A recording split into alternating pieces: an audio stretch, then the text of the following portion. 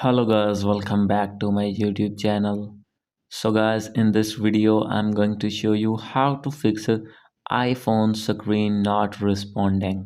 So guys, if you have this type of problem on your iPhone that when you want to use your iPhone, the touch screen is not working or not responding on your iPhone.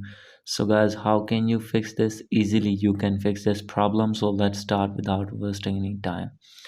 So guys, simply you have to force restart your iPhone first, and guys, after this I'll tell you what you need to do.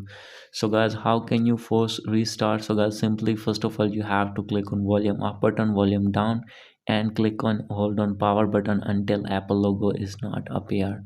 So guys, volume up, volume down, and click and hold on power button, and guys you need to wait for Apple logo.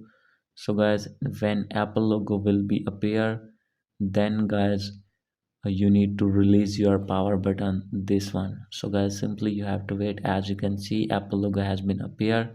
So guys, simply you have to release your this power button, and guys after this you need to wait for its turning on. So guys, as you can see here, simply you have to wait for more seconds. So guys, now you can see my iPhone has been successfully turned on. So guys, now you can see touch screen is responding.